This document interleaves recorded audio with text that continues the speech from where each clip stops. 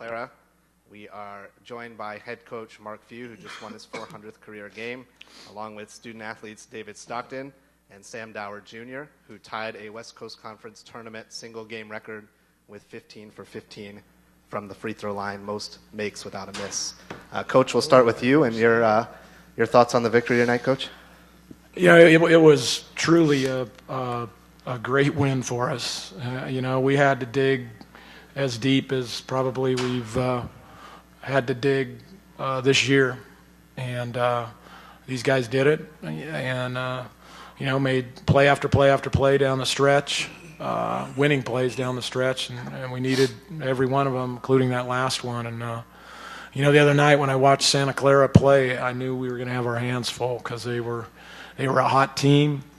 They were shooting the ball really well, and in tournaments like this, those are the teams that you fear. That they're coming in with nothing to lose, and they did a great job. I mean, they were flying around and playing so hard on the defensive end and being really disruptive in the game. I guess it was Thursday night. Is that right? All right, my date's all screwed up here. Thursday night. And then, so we knew we were going to be in for a hard-fought one. We had a great game with them at Santa Clara, and sure enough, they really put it on us there for a while. We'll take questions from media members. If you have a question, raise your hand. We'll get you a microphone. Please tell us name and affiliation. We'll start with you, Bud, in the front. Bud Withers, Seattle Times. David, can you kind of reconstruct the last 9 seconds and what you were looking for and what ultimately developed? First of all, I was just going to try to run some time so they don't get a chance to get a fast break the other way, and then just attack. And if they help, then I have shooters, but they locked onto shooters, and that's where the opportunity was.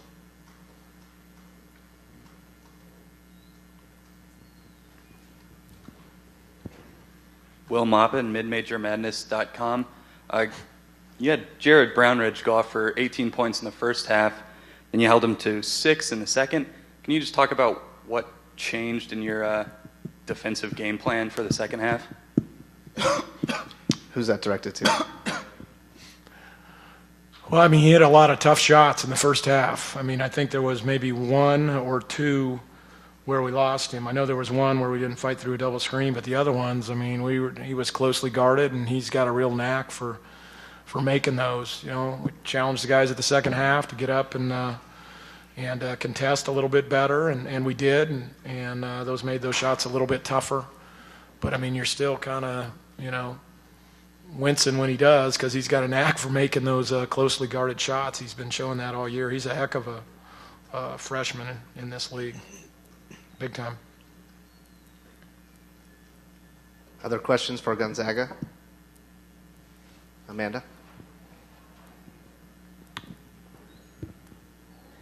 Sam, can you just talk about where your team found kind of the strength to dig deep and really get that win and pull it out at the very end?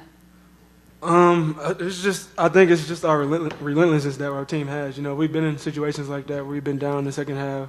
It's at Santa Clara this year, they make it tough every time we play them. But, we stick together as a group, and, we're willing to do whatever, run through a brick wall for each other. And that's what ended up happening. Each guy's made plays, no matter if it's scoring or rebounding, diving on the floor. Somebody made plays for us to get wins today. David, at the end of that game, your team went crazy. What's going through your mind as that buzzer sounds? I'm just thinking about, let's finish this thing off. We got another game, and I did enjoy the moment a little bit, but I just think it's important that we win these games and have a better effort and maybe start out a game a little bit better than we did today. I think he gave a little hop like his dad did when he hit that three. I didn't do that. Yeah, I'm pretty sure I saw that out of the corner of my eye. Gonzaga Prep girls won today, and that's his sister. Little sister. Won a state championship today. So pretty cool. Adam? Mark, how hard is it for you to keep the team's composure after the late, you're up 5, you give up a 3-point play, the quick turnover, but you still have to focus to come back and get that winning bucket? I mean, they were focused. I mean, they knew we do a lot of end-of-game stuff. We've been playing, with situations here probably the last month. So he's got a real knack for just kind of making plays at the end of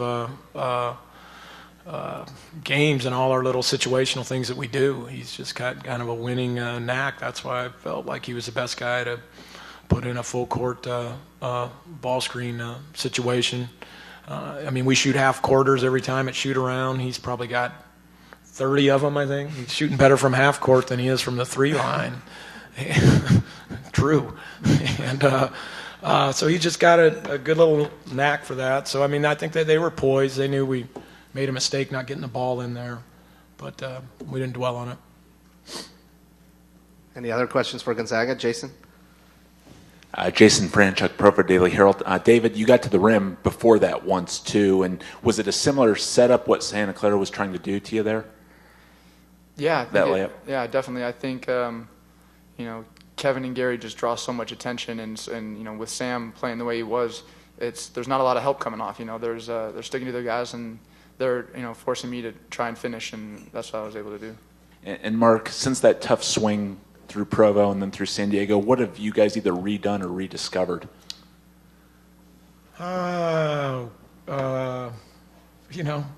We just taken every game one at a time, and I think we got back to, probably being a more physical team, a rebounding team. If you look at the numbers and establishing our inside game, I think we got a little bit away from, finding these guys down the stretch of that game. We found Sam a lot, and that was really important, as opposed to maybe just getting a little too caught up with the perimeter stuff. Last question, John in the front. Mark, the turnover issues in the first half, was it their scrambling defense? Was it the things that you weren't doing? I mean, it was a little bit of both. Obviously, it was that they were opportunistic on the defensive end, and they were trapping our posts, but we've been seeing that pretty much all year, and we just got done with a weekend on the road where we, handled it very well, laid it up. But a little bit of that, and then just a little bit of guys just trying to make plays, on the first side, and that's been our issue all year. When we start trying to do that, those are the games that we go back over all the games that we've struggled in. It's been primarily because of that. All right, Gonzaga, congrats on the win. We'll see you Monday. Thank you.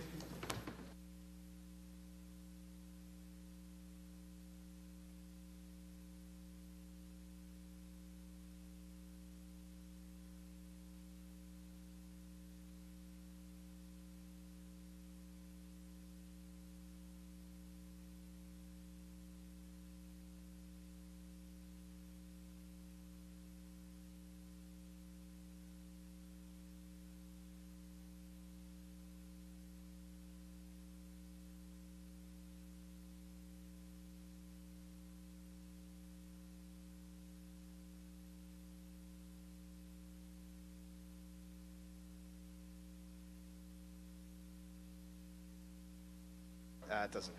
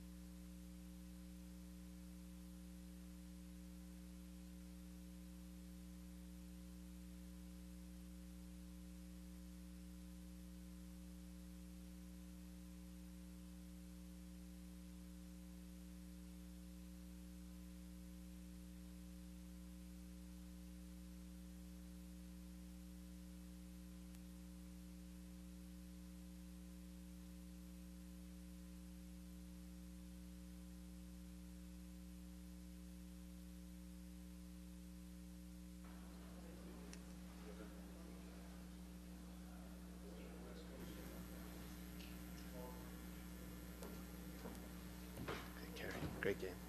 We brought Brandon Clark and Jared Brownridge. Jared Brownridge passed Steve Nash today for number 10 on the single season points scored list. And Brandon Clark scored those figures for the 23rd game in a row. And I've been looking that up for a long time. I can't believe it. We're being joined by the Santa Clara Broncos and head coach Kerry Keating, along with student athletes Jared Brownridge and Brandon Clark. Coach, we'll start with you, please. An opening statement on tonight's game. Yeah, congratulations to Gonzaga. Obviously a very resilient team and program, and been in a lot of pressure situations before, so not a surprise they handled it properly, being able to make the last shot against us again for the second time in a row. And they deserve a lot of credit for that, and obviously a team that will play in the postseason regardless of what happens here, and regardless of what happened today, they would have played in the postseason because their body of work is deserving of that. I'm also very proud of our guys for the way we've been handling ourselves at the end of the season. In particular, after falling short on some things that could have been better that weren't, I thought we handled ourselves properly even through a tough stretch, and certainly put ourselves in a position to play our best basketball when you need to be playing your best basketball at the end of the season. It's a hard lesson to learn for our upperclassmen and our seniors that are moving on in their lives. It's a great lesson to learn for our underclassmen and our future program that'll have 9 freshmen and sophomores in it next year, to understand that if we play this hard for every game that we go out, no matter who we're playing, we're not going to lose too many games. At the very least, we're going to be a lot closer than the 19 times or the other 18 times that we fell short. So I'm excited about where we're going, and I know this is going to sting for a while for a lot of different reasons, because I thought our guys really gave them everything they could handle and did a great job on a great defensive game plan by our coaches and a great execution of that by our players. And the toughness even more so at the very end of the game, being down 2 possessions to even get it to a tie game, I think speaks volumes about where we can be, not necessarily where we almost were right now. And that's why we have Jared and Brandon with me. We usually bring our seniors up here. I think we're in a transitional period right now of our program that it's appropriate that Jared and Brandon are here. Brandon ready to be a senior. And what more can you say about what Jared did this year and put himself in a position to be, along with Brandon next year and years beyond. So congratulations to Gonzaga, Mark, his staff, his team. Wish them luck and hope that they can represent our conference deep into the tournament. I know it's another great game that we gave fans here today in New Orleans and the WCC, that we have good basketball in this league. For the 9th place team in the league to win 4 true road games and then come out and probably play them, and maybe as tough as anyone else is going to play in this tournament, I think says a lot about our guys and our team and our program. And I'm excited about that, even though disappointed we fell short today. We'll take questions. We'll start with questions for student athletes. Please, if you have a question, members of the media, please raise your hand. We'll get you a microphone. Steve? Jared, what did Coach tell you guys after the game? He just explained to us that this is a perfect opportunity to build off of, and that's been our word from the beginning of the season, is build. That's what our team chose, and that's what we're going to follow by. So I think by our seniors leaving us off like this, it's a great opportunity to go back in the off season and build off of this. Next year, I think we put ourselves in a good position to where nobody's going to want to mess with us. 100% too. I'm talking about the 100% too. It's important. Jared, after a season like this that you had, and then to come out and play as well as you did, I think 18 in the first half, and just hitting tough shot after tough shot, what does a game like this and a tournament like this do for you moving forward? Doesn't do anything for me. It just does more for our team. I think it's more about the team group. That's what we're focused on. And I think next year we're looking pretty good for what we're coming in with. So I just think this is a perfect opportunity to build off. Amanda? Brandon, your thoughts on the game and just what your team can do to build off of the loss? On the game, I think our coaches did a great job putting us in a position to battle for the 40 minutes that we did. I think that everybody on the team locked in and played their hearts out like Coach told us to whatever we had to leave it out on the court. I think that we've been in this by this close game. We know what it takes the whole season to be ready for when we get back into this same spot. And I think for the underclassmen and myself and Denzel and Yannick coming back being seniors, we know exactly where we got to start from day one, and not wait until the end to pick it up, but to put ourselves in a better position at the beginning of the season. Other questions for student athletes or Coach Keating? Kerry, you talked about kind of the disappoint, the other 18, but that playing your best here at the end of the season. What is it that you saw in this team that kind of grew throughout the year to get to this point to play at this level now? Well, we put a lot of stock into having positive energy in our program, and we hit a lull on that 7-game losing streak where it was getting away from us. And there were things that we fell short on along that line this year. And I take responsibility for that first, being the head coach. But I really put a lot of responsibility into our players for that, because I think it's a life lesson that has to be taught and learned every day. It can't just be at the end of the season. It can't just be when you're playing 40 minutes in the uniform. It can't just be practice because you're not in class. That it has to be all the time. And you know, there isn't a lot of, there aren't 5 different newspapers and 3 websites, and we're not on ESPN all the time. So there isn't a lot of, exposure or coverage to every little thing that we do. But every little thing that we do in this program matters more to me, whether it's exposed or not. So there wasn't a lot of attention paid to that. And it can't just be how we played at the end of the year, because everyone's paying attention to that. Having Pepperdine down 27 with 15 minutes to go in the second half, beating Pacific again badly in the first game of this tournament, taking Gonzaga to the end. I mean, we've had our moments in this program. But I think the biggest lesson we were able to learn today is that word that the team chose back in the summer, that word of build, we weren't building as well as we needed to throughout the year. But when you stay true to your word, and if you really live it, at the end of the day and at the end of the season, that word's going to come through. And that was the biggest lesson that these guys were able to learn. I'm excited mostly to find out what word the team's going to choose for next year. And I know that these guys will put effort into that.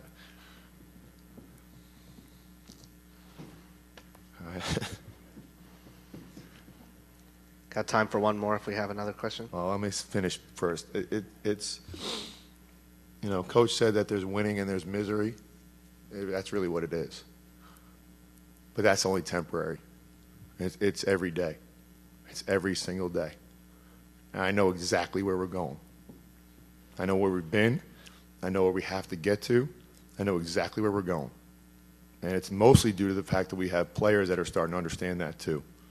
Players that have understood that in the past, some that have kind of, sort of. I think coming into this season next year, this off season that's going to start pretty soon, we know exactly where we're going. And I'm excited for these guys to choose the proper word, because we're not going to deviate from that. And it's not about the other 18 losses necessarily. It's the other 18 of learning opportunities to stay strong, because that's what a loss is. And we had 19 opportunities now to do that. That's too many. We don't need any more of that. And I think these guys are going to start to understand that pretty quickly. And I'm excited for them and proud of these guys, proud of all of our guys, the way that they finished. And I told Jared afterwards, and something I know that he'll repeat as a future leader in our program, that 100% of life is 1% what happens to you and 99% how you handle it. And I know they're going to handle it right, because I know they want to be winners. And I know they work too hard, and they care too much about their families, our program, the school, the community, to not do that. That's what I'm looking forward to most, and that's what we've learned from those other 18 and now 19 losses tonight. Last question. Coach Keating, you've been starting Jalen Richard, but still playing Evan Rockmore a lot. What are you hoping that Jalen takes from that going forward into the next couple seasons?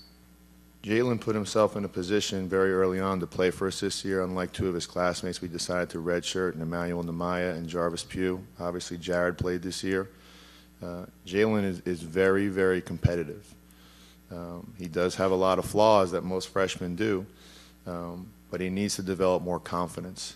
I need to do a better job of developing that confidence in him. The players will help him because they know how good he can be. We had 83 practices this year. All right, in 7 of those 83 practices, we had situations that were last minute, last game-winning situations. He hit the shot in practice to win that situation at the end of the game 7 different times. Okay, way more than Jared did in practice, way more than Brandon or Evan did in practice. He definitely has it in him. Jalen's playing time tonight, moving forward, is all due to his confidence. And Evan made a turnaround because he wasn't playing his best 2 weeks ago, and get to give him some credit, played very well here at home, which is hard to do and he's struggled with in the past. Even early in December, he struggled with that in the South Florida game. It was a matter of putting the experience back on the floor that we needed with Evan, and he responded properly and obviously stayed with it to the point of getting the N1 and putting us in a position to be tied. There's just a great opportunity for Jalen to learn that the experience will come with time. But I'll play guys that are confident in their own abilities. And Jalen right now is just kind of a little fragile with his confidence, but I'm confident in him, and he needs to know that. His teammates are confident in him. His running mate right here is confident in him. And I think they'll do more for him in the offseason. No one's going to work harder. This isn't a knock on these guys. No one's going to work harder in our program in the offseason than Jalen Richard. I can tell you that right now. If you ever show up on our campus in the offseason, I will guarantee you that Jalen Richard is dribbling a ball with his left hand around campus. I will guarantee you that. It's going to be a tennis ball, then it's going to be a volleyball, then it's going to be a basketball. Literally every single day, starting Monday until the first practice, he's going to dribble a ball around campus with his left hand. Those are some of the things that he is tuned in to do. He'll be in the gym later more than anyone else. He'll be a leader with these guys just based on his effort and his attitude. He has it in him. Just a matter of him getting the confidence to do it. And that's why I'm excited about where we can go to, because even a guy like tonight only played 6 minutes as a starter for us. It's going to be a huge part of this program. He wants to be the best that he can possibly be, but he wants our team to win. And he has it in him, and I'm looking forward to seeing what that can bring us in the offseason. Santa Clara, thank you very much.